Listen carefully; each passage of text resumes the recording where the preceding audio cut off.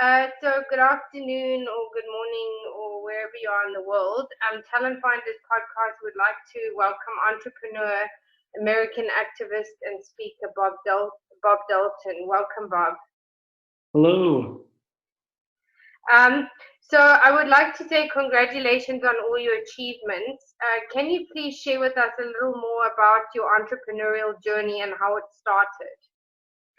Yeah, so my entrepreneurial journey began back in 2013. And before then, I always thought I was going to go into the nonprofit or the church world, Yeah. and had zero desire of going into business or becoming an entrepreneur. And I was just transitioning out of an organization called Young Life. It's a nonprofit that helps and builds relationships with teenagers. And I was transitioning out of that organization, and I was kind of at a crossroads in my life where I didn't know exactly what I wanted to do next. And I was applying for jobs and nobody's getting back to me. And it was a pretty discouraging season for me. And at the same time, my mom was going through a pretty difficult time where she had lost a couple close family members, and it really sent her on a downhill spiral. And she called me up one day and she's like, "Bob, I'm doing it. I'm going to move across the United States and start my life over." And this was a huge shocker to me, and something I kind of felt like it came out of nowhere. But she booked a one-way plane ticket from Oregon to Florida. And all she took with her was a suitcase and two pairs of interview clothes, and completely started her life over. Wow. And she thought her aunt would take her in, and her aunt didn't take her in. So she ended up sleeping on beaches and benches. Wow. Completely changed my paradigm of how I understand and view homelessness, because I was always the guy that would drive by folks on the street and whisper under my breath, "Go get a job." Yes. And so through her journey, it inspired me to call my local homeless shelters to ask what they needed, and they all said blankets. And that's when I came up with the idea that for every blanket that somebody purchases, we'll donate a blanket to that person's local homeless shelter. And I did what most people do when they have a really good idea. I did absolutely nothing about it. Yes. And that's where I found myself in early 2014, sitting in my car, and I was applying for jobs. Nobody's getting back to me. My mom's going through this really difficult time. And I have this idea and I'm not doing anything about it. And my seat was leaned back all the way, and I was having one of those "what is the meaning of life" moments. Yes. And I We look all up. have those. We all have those at some point. Yeah. And I look up at my knee, and there's a coffee cup sitting on my knee. And on the coffee sleeve, it says, "What are you waiting for?" Wow. And That isn't a sign, right? I was like, well, my first thought was, what the hell coffee company puts quotes on their sleeves, you know? And then from there, I felt this faith just swelling up inside me. So, I felt like in that moment, I'm going to pursue this idea and I'm not going to turn back. And that's really where I began my entrepreneurial journey. So I started my car. I drove down to Joann's Fabric and bought a sewing machine and a roll of fabric, because that's what you do when you're starting a blanket company. Yeah. And I realized really quickly that I can't sew. Yeah. And I hustled up and down the Oregon coast, walking into shops, and I got into 20 shops out of about 200, which really set the precedent of entrepreneurship. About every 9 no's you get one yes. Yeah.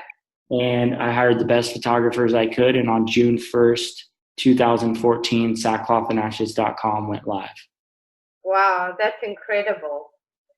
So your inspiration was inspired by the homeless community, or can you share with us and give us some background on how you founded Sackcloth and Ashes? So you did highlight some of the points, but how did you come up with the name? Was it something that just was an organic thing, or? Yeah, the name Sackcloth and Ashes, like any kind of inspiring entrepreneur or somebody that has a lot of ideas, I was always jotting names in my phone and ideas in my phone. Sackcloth and Ashes was a name that I came across. It's ancient Jewish symbolism, which means mourning and repentance. Wow, I didn't know that. Amazing. And yeah, it's in the Bible, and it's just really a really ancient, interesting, and kind of beautiful practice that was used in this kind of mourning and repentance kind of ritual. And I just thought the name was fascinating. I just thought it was mysterious. I thought it was this kind of edgy and dark and kind of, I don't know, it was kind of elegant and dark all at the same time. Yeah, I love it. I think it's a fabulous name. Thank you. And so the idea was every time somebody wraps themselves in a blanket, it symbolizes mourning over the homeless population and repentance by contributing to a homeless shelter in your area. Wow, that's beautiful. Thank you. So can you tell us what have been some of your biggest challenges as an entrepreneur and your biggest lessons and learnings? Yeah.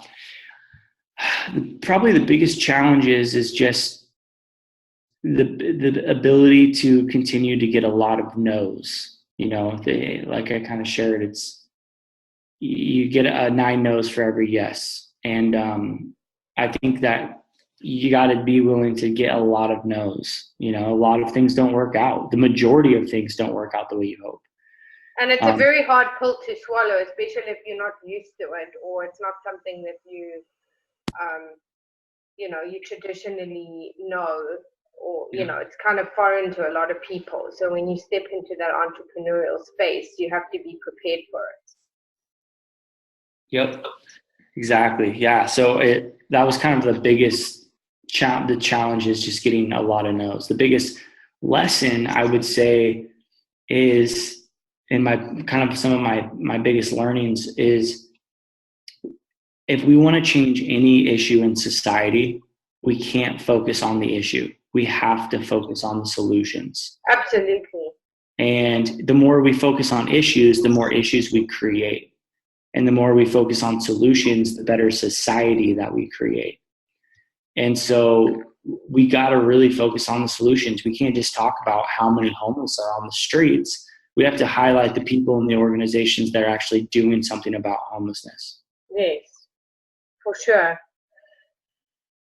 So that leads me to the next question. Did your activism come from your passion for the homeless, or was this an organic transition for you, or something that grew through your entrepreneurial journey? So my passion for the homeless definitely came through the story of my mom, because she's the hardest working woman that I know. And my attitude toward homelessness was always, get a job, work harder. You're in that situation because you deserve to be in that situation because of choices you've made in your life. Yeah. And when my mom ended up in that situation, I was like, damn, she's the hardest working person I know. So that kind of screwed up that theory. Yeah. And so that really is what's driven my passion to help people, really to share out of my own story. Like, look, I'm the last person that should be helping this issue. I was the guy that would judge people on the street. So my hope is to relate to a lot of the people that are out there that are also judging people on the street. And then I can kind of invite them into a new way of seeing the issue. Yeah. Because we're not going to solve it by judging people. No. And so if we want to see some progression in our society and in our communities, we have to take a different approach than just, get your life together.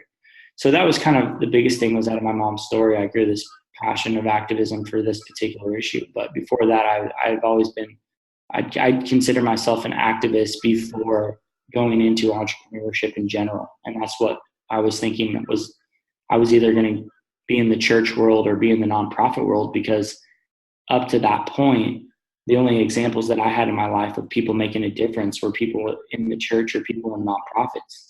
Yeah. Business was always seen as business. So this was a really interesting vehicle that I ended up kind of taking in the realm of activism, but I'm glad I did, because now I don't have to raise money.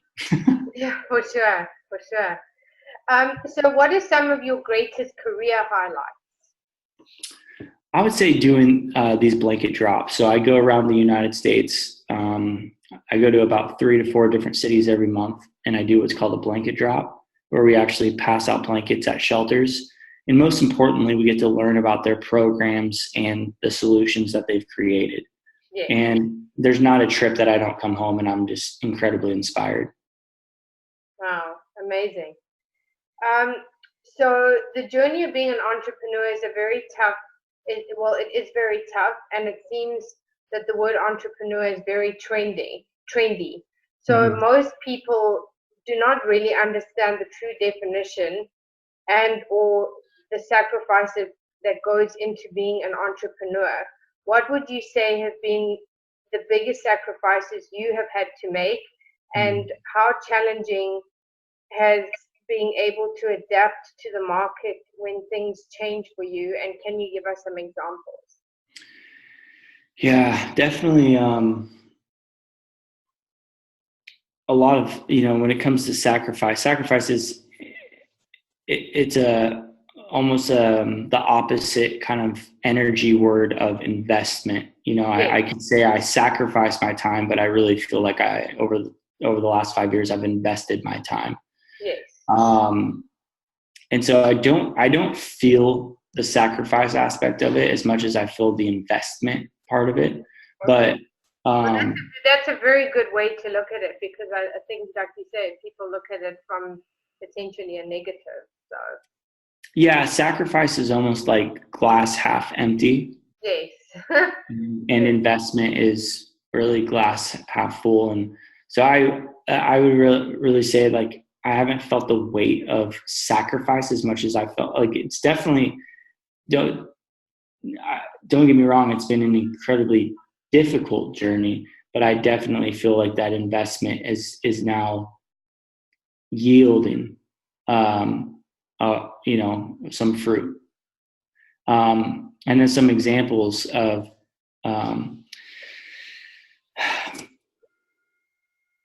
of things that have changed for me.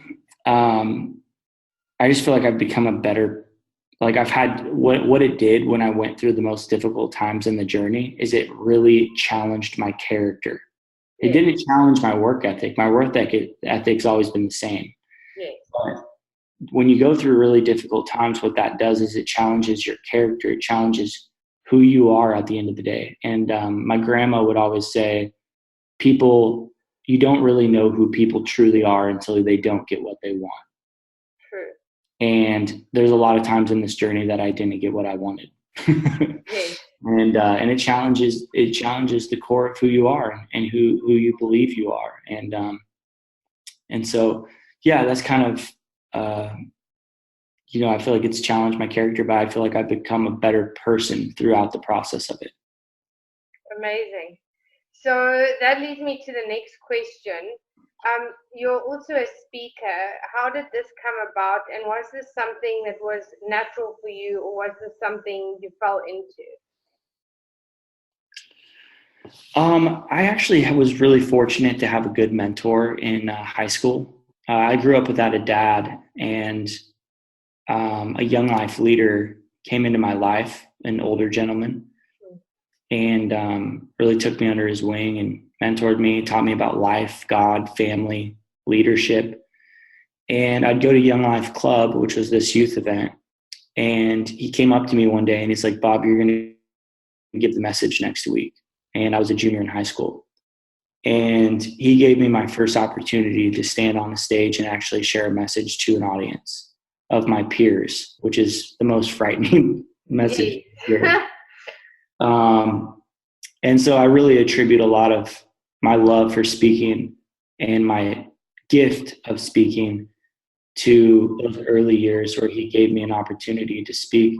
And he also led an example of being an amazing speaker, because he didn't just talk about what he was trying to convey, he lived it out. And that was the best speakers out in the world are the ones that are doing incredible work. And then when they speak, all they do is diagnose what they're actually doing. 100%. So within your speaking, what type of audiences do you speak to, and how do you feel through your speaking you have impacted lives? And can you give us some examples of this? Yeah, I speak mostly like conferences, college, churches, and homeless shelters. And so it really varies. I'm kind of, my goal is to campaign for our first major campaign called Blanket the United States. And our goal is to donate 1 million blankets to homeless shelters by 2024. And so I really kind of speak at any audience that is interested in supporting and partnering with us in that campaign. So that's really kind of where all my time and energy goes to. And the impact of the lives, kind of examples of that is, I would say that my goal is to inspire anybody out there that has an idea and they haven't done anything about it yet. Yeah. And I'm like as completely normal as you can get. I didn't grow up in a rich family. I didn't get a college degree. There's nothing necessarily from a world standpoint. I didn't have the right credentials to start something like this. Yeah. And I had $2,000 in my bank account. Wow. And so my hope is to inspire people out there that have ideas that are like, I don't even know where to begin. I don't have the right resources. I don't have the right education. I don't have the right mentors. I don't have the right people in my life. Yeah. And still believe in it and move forward in it and believe in themselves, because you can do it. And you can figure it out as long as you don't give up. And you're going to have resistance, but consistency is stronger than resistance. Consistence is better and stronger than resistance. And I think that as long as you're consistent in your idea, you're gonna experience working toward your dream. And I think that's what I want to inspire in people. Those are the lives that I've seen impacted by the messages that I'm giving, is the people that are like, I'm going to do what I'm supposed to do. Not, I want to help the homeless now, which would be great. But most importantly, I want to do what I'm supposed to do. And that could be helping any kind of issue. Yeah, of course. So. No, that's amazing. So social media has impacted the way in which business has been done. What would you say have been the positives and the negatives of social media for you and your business? And what do you think we can do better as a collective to improve upon these amazing tools to do and be better? Great question. I love it. I love this question, and I don't think it's talked about enough. I think the positives is that we were pretty much an overnight success in the beginning because of social media. So our first big break was 5 months into business. Instagram reached out to me and they're like, Bob, we love your story. We love what you're doing.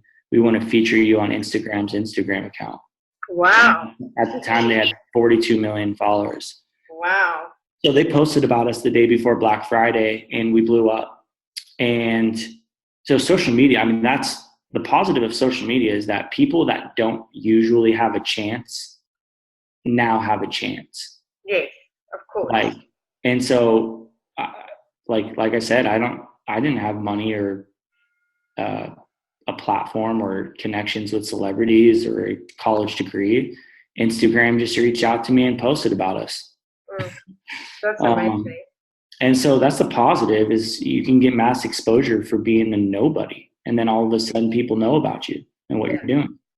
The negatives is, I believe on a mass level, and maybe this is completely off the topic, but I rarely get a chance to speak into it. The negative is, I believe it's affecting the mental health of our society. For sure, without a question. People are more wired to be liked right now than respected. Yes. And I feel like the right usage of social media is to use it in such a real way that you're respected. Yeah. And your goal isn't to be liked, but respected. And not a lot of people are respected right now, and a lot of people are getting a lot of likes. Yeah. And so whoever's listening to this podcast, don't strive to be liked, strive to be respected. Yeah, I because the love people that. that are respected are going to be in the game for a long, long time. The Yeah. people that are liked right now come and go. Yeah. No, that's very, very true. So, as an entrepreneur, what do you feel separates you from others, and what do you feel you do differently to others that makes you unique?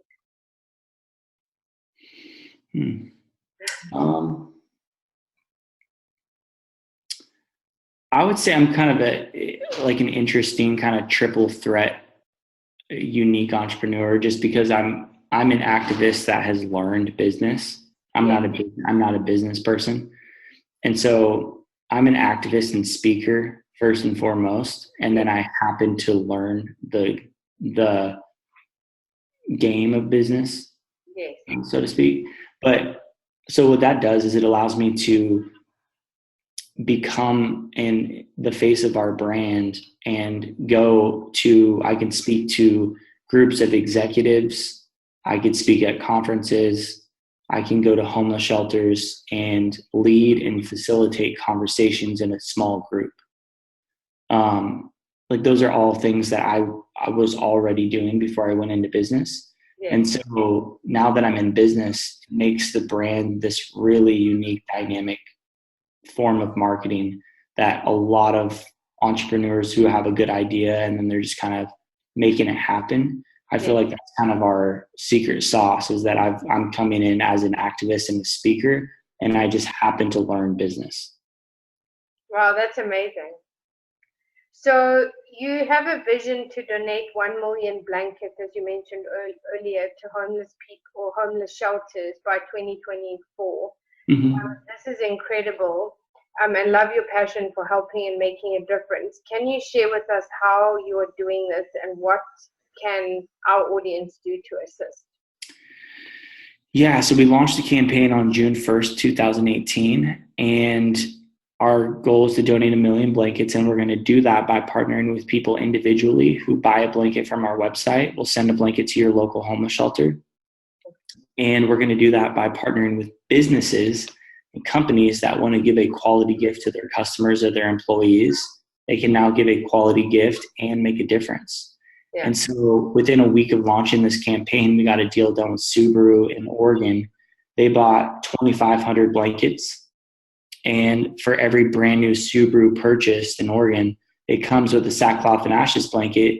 Wow, that's amazing. In doing so, we were able to donate 2,500 blankets to homeless shelters in Oregon. Gee, that's amazing. And then shortly after that, a company ordered 5,000. And then shortly after that, a company ordered 15,000. And now in Texas, Colorado, Washington, and California. So we're hitting a J curve where we sold about 20,000 blankets last year, and we sold about 20,000 blankets in January of this year. Gee, that's amazing. So that's kind of how we're going to hit this goal. Is not only are we going to partner with people individually who buy a blanket from our website and we'll send a blanket to their local shelter, but we're also going to be partnering with companies that want to give gifts. So car dealerships, mortgage companies, real estate companies, home improvement companies, financial services, unlimited companies that we can partner with. We partnered with Starbucks, Nike, Pfizer, World Market, Subaru. So the possibilities are endless with who we can partner with in blanketing the United States. Amazing. So what is your ultimate vision both for now and into the future, and what kind of legacy would you like to be remembered for? My ultimate vision is to inspire people to be true to themselves and to do what they're called to do.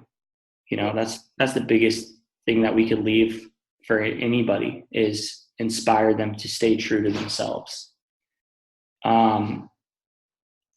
So that's the number one thing I'd say is if I could help people discover and be encouraged to pursue what they're supposed to do, that's the ultimate win, because then we're going to make that much more of an impact. I can only do so much, but if I can inspire 100 people, 1,000 people, 1 million people to do what they're supposed to do, then that's where you can really truly change the world. Amazing. So that leads me to the final question. What are your 3 key pieces of advice that you would give to entrepreneurs? I would say stay true to yourself and really find out what you're supposed to do and stay true to that. Don't let anybody else dictate what you're supposed to do, because you're the only one that can keep you from pursuing your dream. There's nobody else. There's no other forms of resistance that can keep you from pursuing your dream. You are the only one that can keep you from pursuing your dream. And so stay true to yourself and keep moving forward. Number 2 is collaboration is greater than competition. Yes.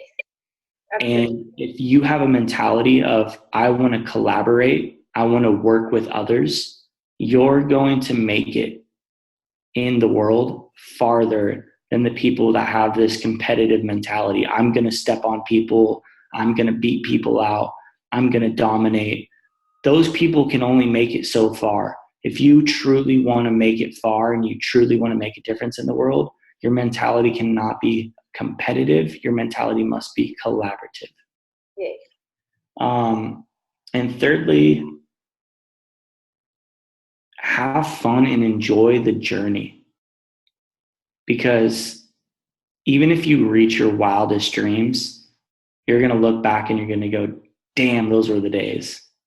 Those are even though some of those days were hard and some of those days were good, those were the days. Enjoy the journey, have fun, celebrate often.